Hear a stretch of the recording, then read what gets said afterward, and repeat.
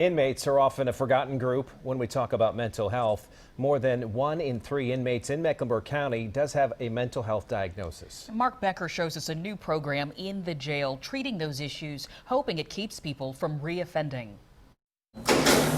Deep inside the concrete and steel that is the Mecklenburg County Jail, Sergeant Charles Pearson leads us to a very special pod. This is the Behavioral Health Unit at Mecklenburg County Detention Center. Step inside Pod 1700 and you'll see that it's different from others in this jail, or for that matter, in any jail. Are these locked at night, the individual? Yes, it can be locked at night. There are 28 cells in Pod 1700, all wrapped around an open space that's splashed with color, where writing on the walls is actually encouraged, and sharing your story is required. This morning we're going to talk about personal responsibility. Twice a day, 5 days a week, a trained counselor leads the residents of Pod 1700 in group discussion. We'll help him out. What did he say? How's he supposed to hold ownership to his actions? Ownership to his actions. Those residents, they don't call them inmates here, are all volunteers who've applied to be here. We've agreed not to show their faces. And job one is to recognize the role mental health played in their being here. The ones that do understand that they have a diagnosis, maybe no one ever really fully explained what the diagnosis is, and so they don't understand their triggers or whatever the symptoms are. Do they get it? Some of them do. Some of them faster than others. So how do you tolerate it? Of course, Pod 1700 didn't just happen. It took some inspiration, and that came from Sergeant Pearson. It's kind of personal for you, isn't it? It is. Why? Definitely. I have family members that have mental health issues. The full impact of those issues really hit home for Sergeant Pearson when an inmate he befriended in a prison in Virginia took his own life.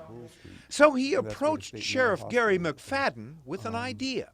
We started talking about, mental health and mental illness. Pretty quickly, the discussion became personal. And I told him all the struggles I had with my family. And in the hallway, we just started saying, well, why don't we create our own behavioral health unit? In 1919. Pod 1700 opened in August. 4 months later, the population has grown from 4 to 10. And 10 more are expected to be here soon. You're dealing with human beings and treating them as the human beings they are, with some compassion. But Kevin Tully, the county's chief public defender, says treating mental health is about more than compassion.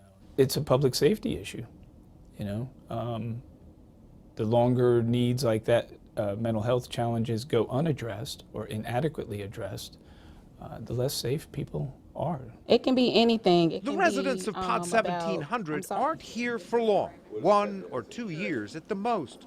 Not enough, maybe, to guarantee a life change, but it's a start. If one gets it, that's great. Honestly, because that's one less person that might come back in, and so that's a success. Why bother? Because that's my brother, that's my sister, that's a human being who's in need. And if we turn a blind eye to that, who are we?